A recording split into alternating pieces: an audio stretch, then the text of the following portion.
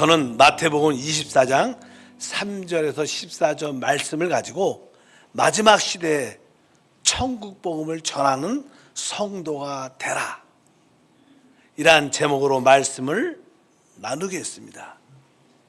요즘 세상의 정세를 보게 되면 성경의 예언대로 모든 것이 이루어지고 있구나, 그것을 느낍니다. 특별히 성경의 예언은 이스라엘과 예루살렘 중심으로 모든 것이 이루어진다고 말씀드릴 수 있습니다. 구약에는 다니엘서, 예레미야, 스가랴, 스바냐, 거기에 많은 예언의 말씀들이 있고, 신약에는 마지막 시대에 대해서 마태복음, 요한 계시록 등의 많은 예언들의 말씀이 있습니다. 그뿐만 아니라 다른 서신서에도 예언의 말씀들이 많이 부분적으로 있음을 알고 있습니다. 그 주된 내용은 마지막 시대에 대환란이 있을 것이다. 그리고 나서 주님이 재림할 것이고 하나님의 왕국, 그리스도의 왕국이 이 땅에 세워질 것이다. 사실 그것이 주된 내용입니다. 대환란이 있고, 그리고 나서 그 끝부분에 주님의 재림이 이 땅에 있을 것이고, 바로 하나님의 그리스도의 왕국이 이 땅에 세워져 그분의 통치가 실제적으로 이 땅에서 이루어질 것이다. 이러한 예언의 말씀들이 이루어지기 전에 주님은 우리에게 한 예화를, 어떤 비유를 하나 허락하셨는데, 그 내용이 마태복음 24장 32절과 33절 말씀입니다. 무화과 나무의 비유를 배우라. 그 가지가 연하여지고 그 잎사귀를 내면 여름이 가까운 줄 아나니, 이와 같이 너희도 이 모든 일을 보거든 인자가 가까이 곧 문 앞에 이른 줄 알라. 특별히 주님께서 무화과 나무의 비유를 배우라고 말씀했습니다. 가지가 연하여지고 잎사귀를 내면 여름이 가까이 오는 것을 다 알 수 있는 것처럼 무화과 나무의 비유를 통해서, 근데 무화과 나무는 사실 이스라엘을 상징하고 예표합니다. 이 의미는 이스라엘에 대해서, 이스라엘이 어떻게 되는가에 대해서 우리가 상태를 봐보면 주님이 다시 오실 때가 됐구나, 그것을 알 수 있다는 것입니다. 그러면 오늘 말씀에 있는 무화과 나무의 비유에 여러 가지 예언들이 있지만 거기에 대한 말씀을 한번 나누겠습니다. 알다시피 이스라엘은 오랫동안 로마의 식민지 안에 있었다가 또 많은 유대인들이 로마를 대적하게 되자 그 로마 황제가 티투스 로마 장군을 예루살렘으로 보내서 예루살렘 성을 포위해서 완전히 그 성을 무너뜨리고 멸망시켜 버립니다. 그게 주 70년입니다. 70년. 그래서 이제 이스라엘 백성들은 예루살렘 성전이 없어졌어. 그래서 그들은 온 나라에 흩어지면서 나라도 없어지게 됐습니다. 70년대 이스라엘 나라는 파괴됐죠. 성전도 파괴됐고, 이제 유대교는 성전이 없는 종교로 유대교로 남아 있었고, 그래서 디아스포라, 그런 이야기를 많이 흩어지게 됐다는 이야기를 많이 듣습니다. 그러니까 70년부터 계속 나라가 없었습니다. 근데 알다시피 1948년에 이스라엘 나라가 다시 독립하고 회복하게 되는 놀라운 사건이 기록되어 있어요. 거의 2000년 동안 없던 나라가 벼랑간에 다시 회복된 거예요. 이건 기적 중의 기적입니다.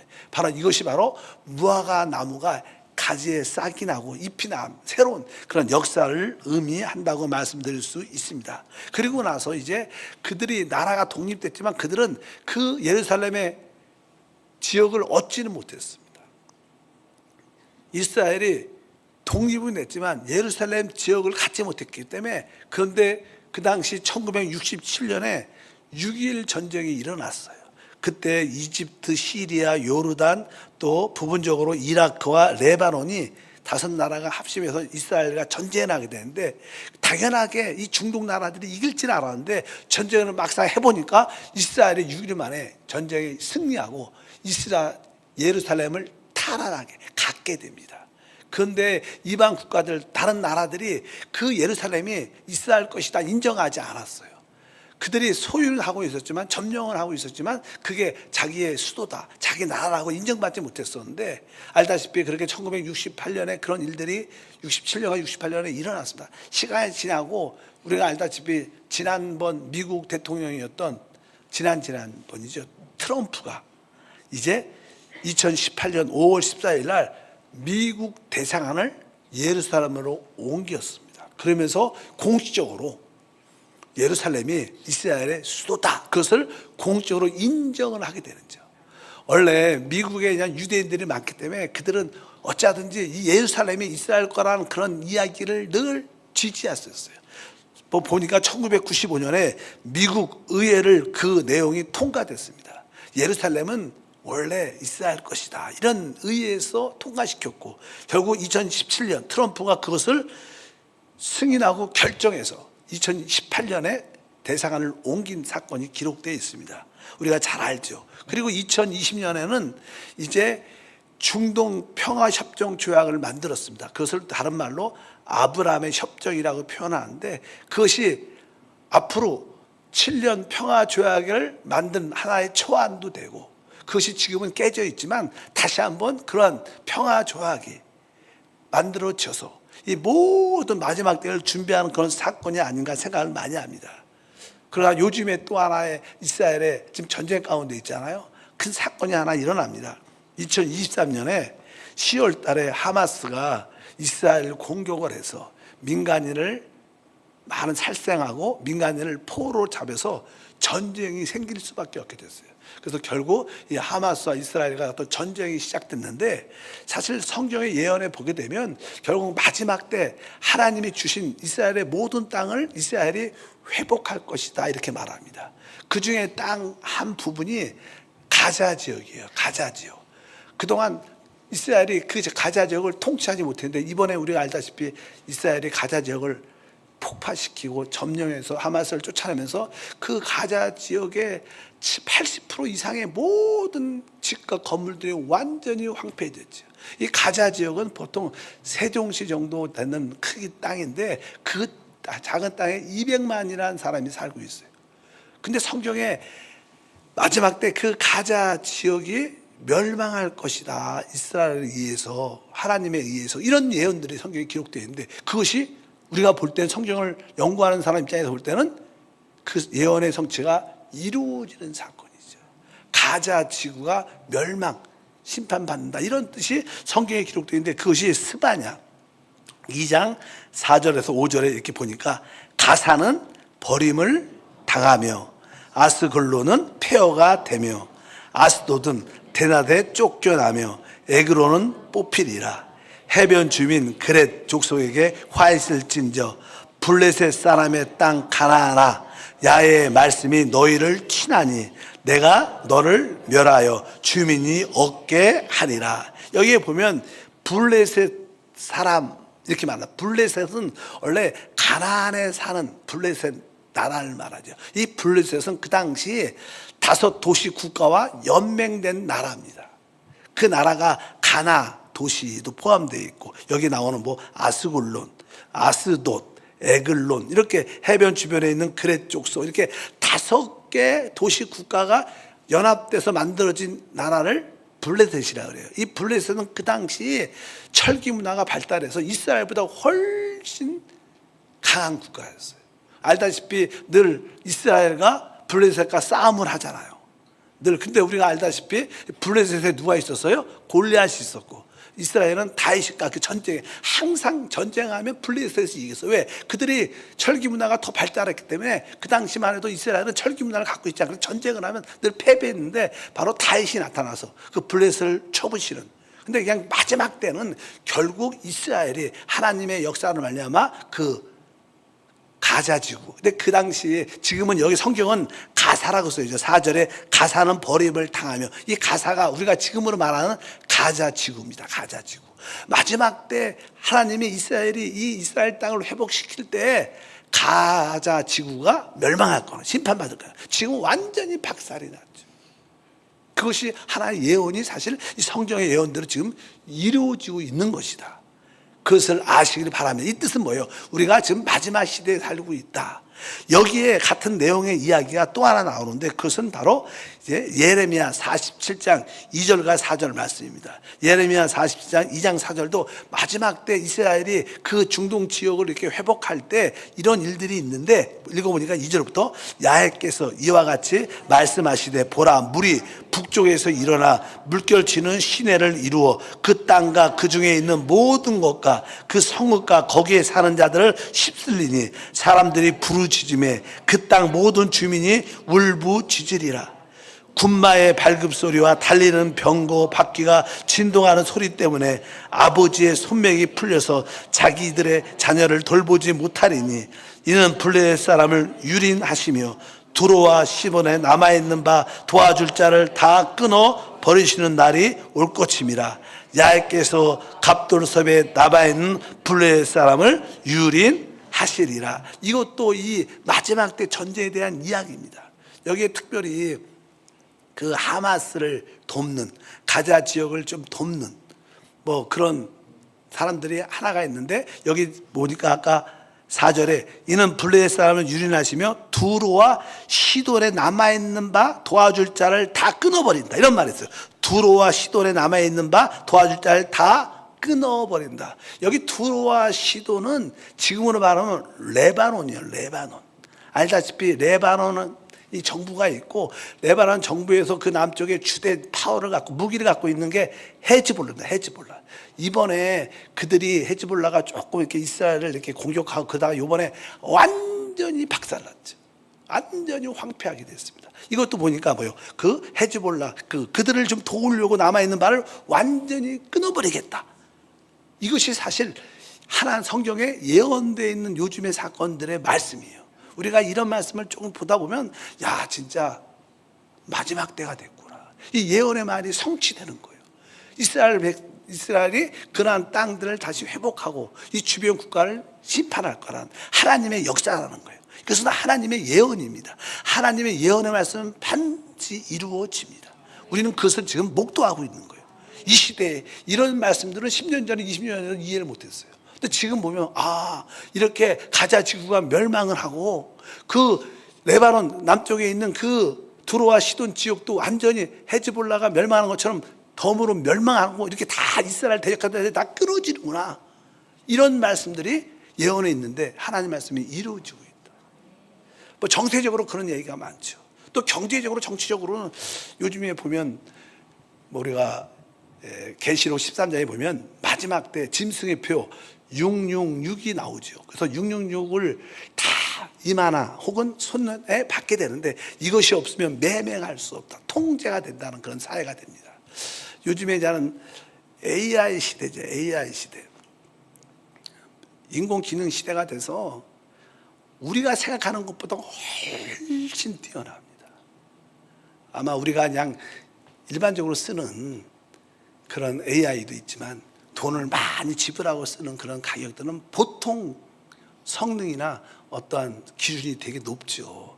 제가 들어보니까 우리는 이렇게 한 달에 한 30불 내면 20불 내면 이렇게 일반적으로 쓰는 그런 AI를 갖고 있지만 또 이렇게 어떤 회사에서는 거기에 뭐 한 달에 1,000만 원씩 이렇게만 내면 보통 박사들이 갖고 있는 그러한 어떠한 지적인 능력들 모든 논문들을 다 정리해서 그냥 다른 교수들과 박사들이 필요 없고 얘기 들어보니까 한 1년에 한 달에 이렇게 10,000불씩 이렇게 1,000만 원씩 이렇게 내게 되면 박사 10명을 둔 것과 같이 한 사람이 그들과 그런 AI하고 전문적인 AI와 함께 모든 회사를 운영할 수 있고 만들어낼 수 있다. 이런 얘기를 저 들었어요. 그래서 우리야 뭐 한 달에 3만 원 갖고 쓰지만 뭐 기업에서는 한 달에 1,000만 원 나누면 2,000만 원 정도 내면 진짜 생각지 못할 그런 시대가 돼서 뭐냐 그러다 보니까 이제는 우리 일반적인 어떻게 고용의 문제가 많죠. 일자리가 다 상실된다는 그런 이야기도 많이 하잖아요.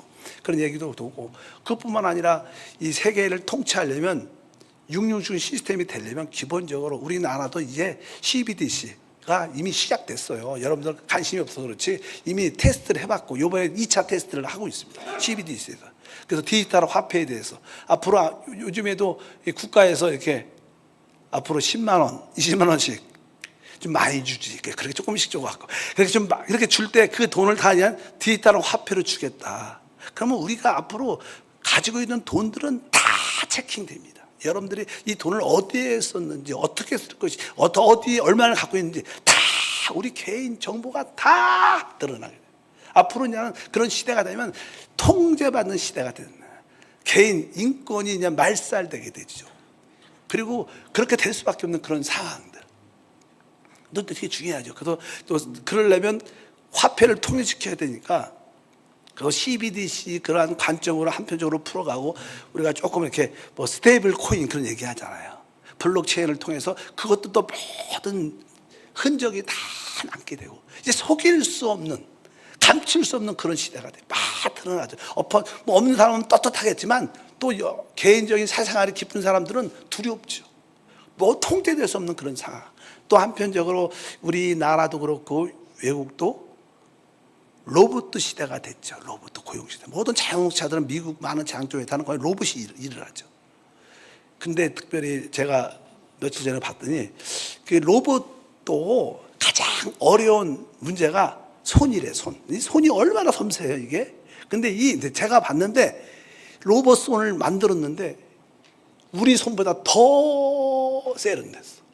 우리는 뭐 잘 안 돌아가잖아. 근데 이거는 그 로봇 손은 훨씬 지금 인간이 만든 손보다 더 섬세하고 더 세련되고 더 일을 잘해.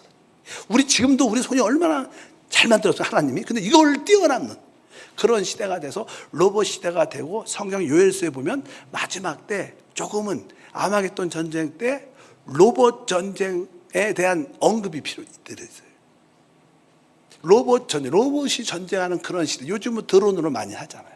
앞으로는 사람 모습에, 지금 드론이지만 사람 모습의 군인들이 전쟁을 하는 그런 로봇 전쟁의 모습이 나타나는데 이런 것은 이미 다 준비되어 있는 시대.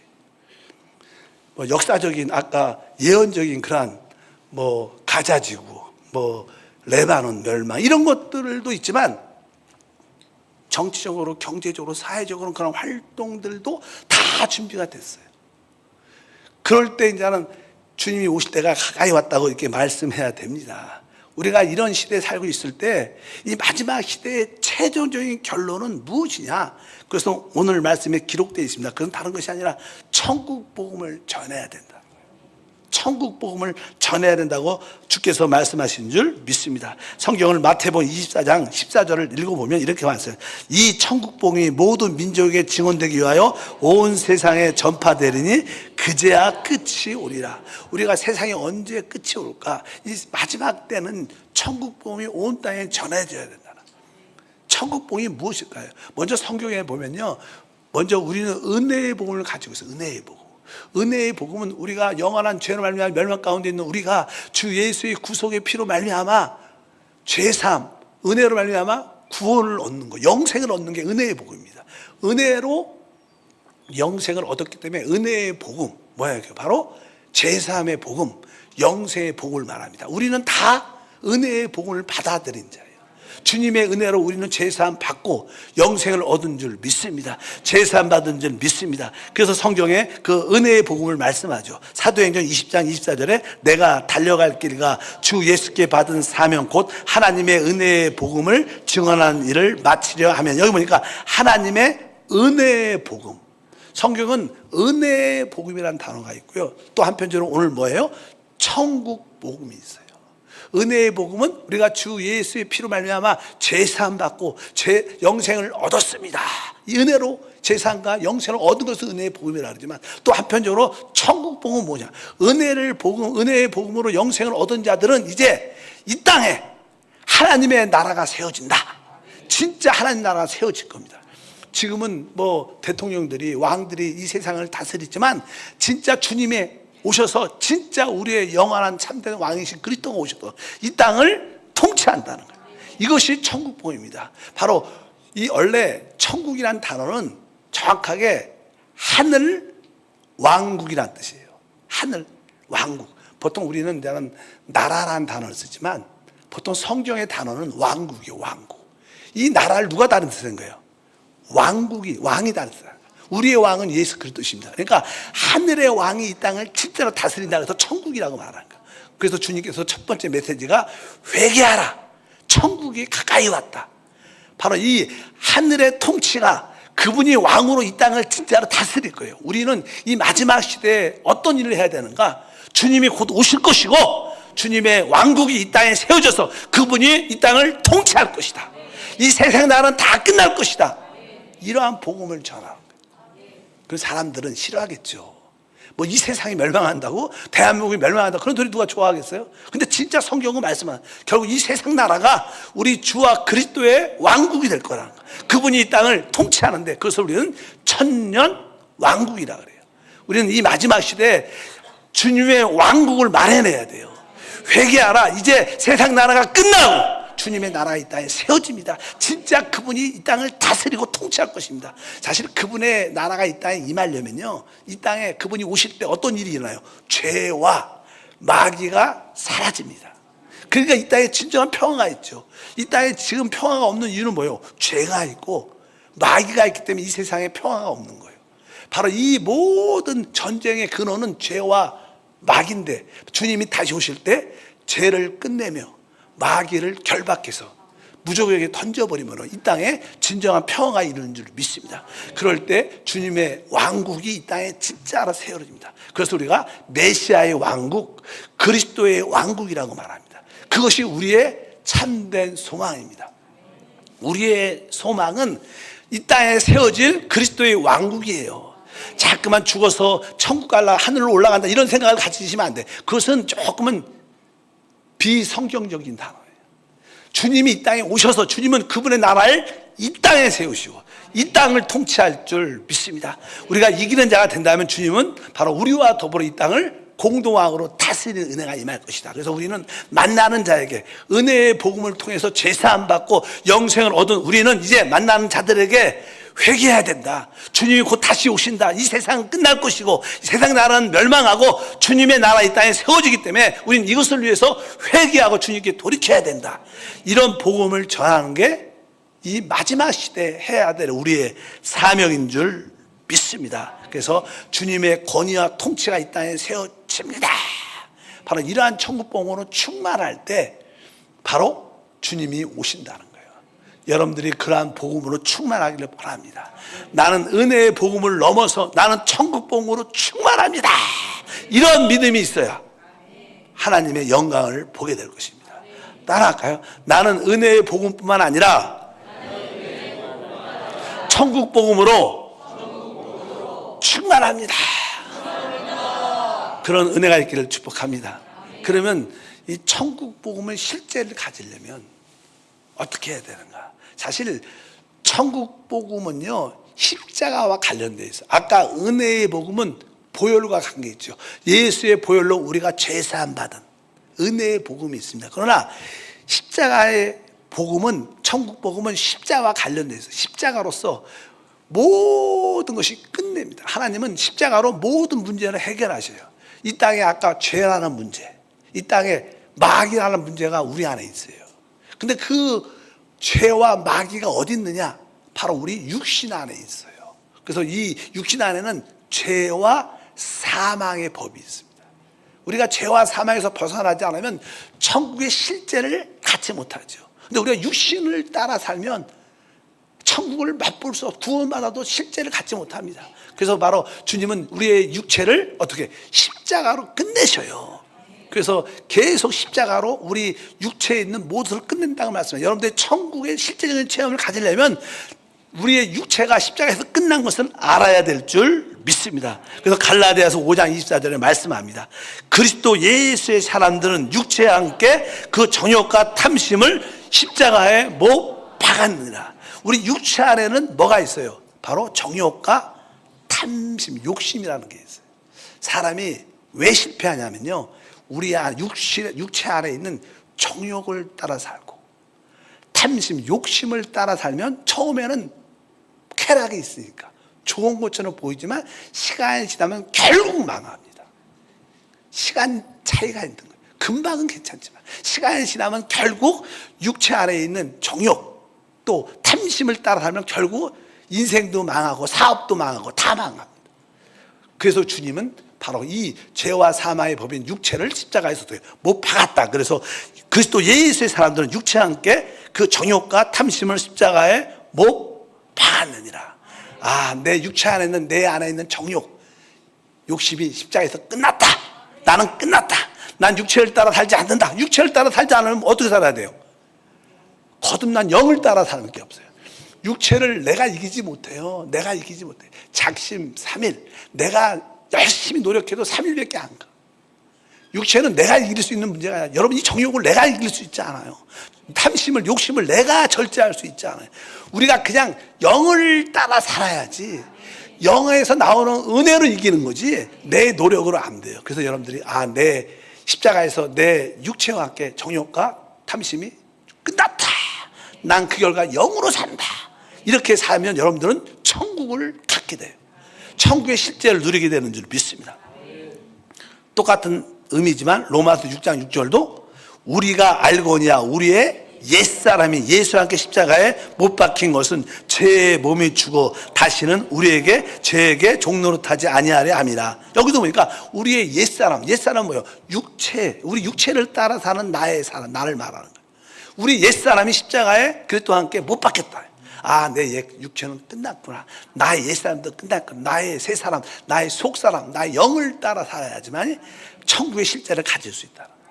또 성경은 말씀합니다. 갈라디아서 6장 14절도 그러나 내게는 우리 주 예수 그리스도의 십자가 외에 결코 자랑할 것이 없으니 그리스도 말미암아 세상이 나를 대하여 십자가에 못 박히고 내가 또한 세상에 대하여 그러하니라. 그러니까 세상이 나를 대하여 십자가에 못 박히고, 사실 우리 안에는 육체는요 세상을 사랑합니다.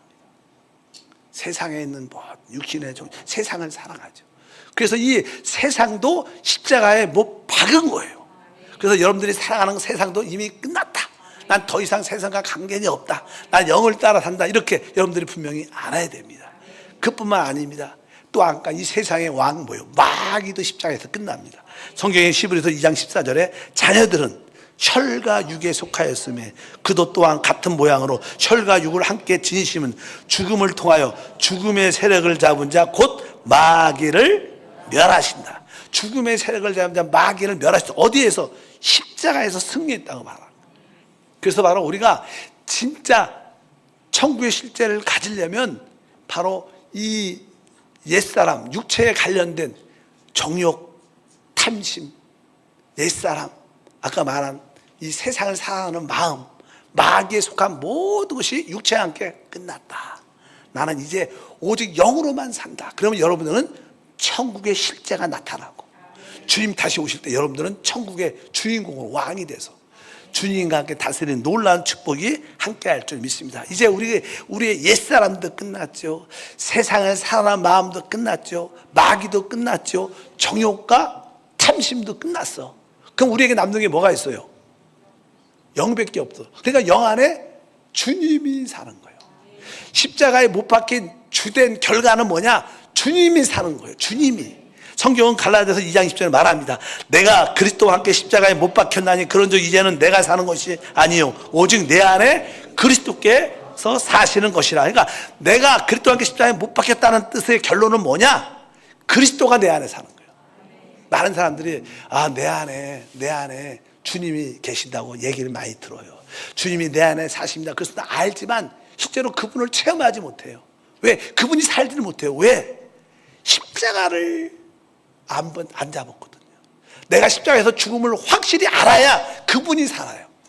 여러분들이 여전히 육체 정욕대로 탐심대로 세상을 사랑하고 이렇게 옛사람대로 살면 그분이 살 기회가 없는 거예요. 그러나 내 옛사람이 내가 그리스도와 십자가에서 죽었다.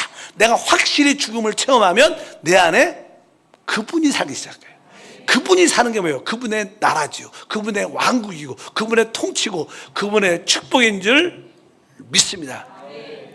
천국은 어떤 사람이 전할 수 있는가? 나는 십자가에서 끝났습니다. 나는 오직 영 안에 계신 성령을 따라 삽니다. 이런 사람들은 천국 복음을 전할 수 있고 그분을 통하여 천국 복음이 전파될 것이고 하나님 나라가 이 땅에 세워지는 역사가 함께 할 줄 믿습니다. 우리는 은혜로 구원받았어요. 은혜의 복음을 통하여 죄사함과 영생을 얻은 자입니다. 이런 우리들은 어떤 삶을 살아야 되는가? 만나는 모든 자에게 회개하셔야 됩니다. 천국 하나님의 나라가 가까이 왔습니다. 이 땅에 세상 나라는 끝나고 하나님의 나라가 이 땅에 세워집니다. 주님이 이 땅을 통치하실 것입니다. 이것을 미리 준비하셔야 됩니다. 이런 복음을 전해야 됩니다. 이 마지막 때 이런 복음을 전하는 교회가 많이 일어날 때 주님이 오십니다. 기도합니다. 거룩하신 하나님 아버지 감사합니다. 다시 한번 이 마지막 시대 천국 복음을 전하는 성도가 되게 하시고 천국 복음을 말해내는 교회가 되게 도와 주시옵소서. 주 예수 이름으로 기도합나이다. 아멘.